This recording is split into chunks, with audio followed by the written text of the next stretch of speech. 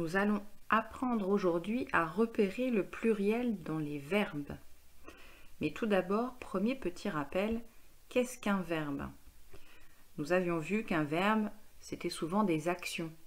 Courir, couper, dormir, mais on avait aussi parlé d'état, c'est-à-dire par exemple réfléchir, penser, rêver, des choses qu'on ne peut moins mimer.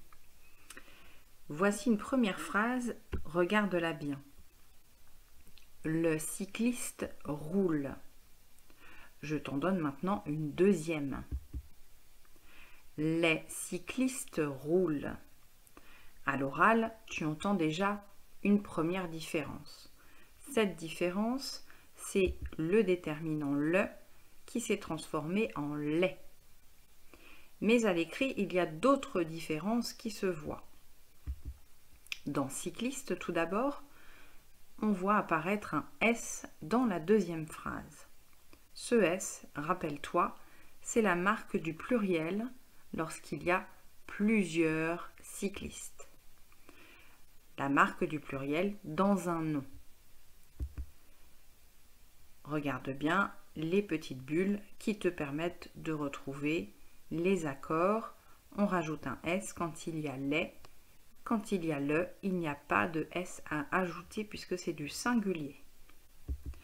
Maintenant, dernier mot, le verbe roule.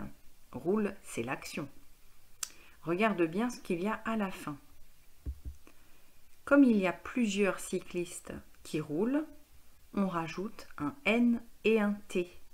Ces deux lettres sont muettes, on ne les entend pas quand on les lit.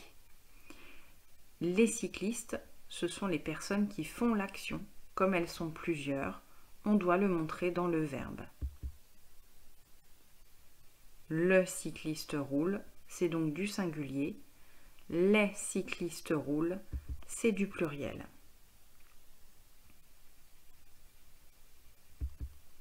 Observons maintenant une nouvelle phrase. Il danse. Cette phrase est au singulier. Es-tu capable de la mettre au pluriel? À ton avis, qu'est-ce qui va changer dans cette phrase? Alors, tout d'abord, le « il » va se transformer en « il » avec un S, puisque c'est du pluriel et qu'il y aura plusieurs personnes qui dansent. Et le deuxième mot qui change, c'est le verbe, l'action, danse. Comme ils sont plusieurs, on rajoute un N et un T à la fin. On fait la même chose, mais dans l'autre sens. Les enfants cuisinent. Il y a plusieurs enfants qui cuisinent. Cette phrase est donc au pluriel. Est-ce que tu es capable de la retrouver au singulier maintenant? On commence par transformer le petit mot « les » au singulier. Ça donnera un L apostrophe, puisque sinon on a un hiatus avec le E de enfant.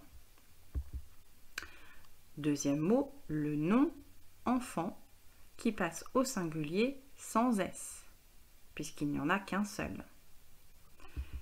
Dernière étape, le verbe cuisine qui perd la marque du pluriel, le N et le T, au singulier et qui se retrouve simplement avec le E.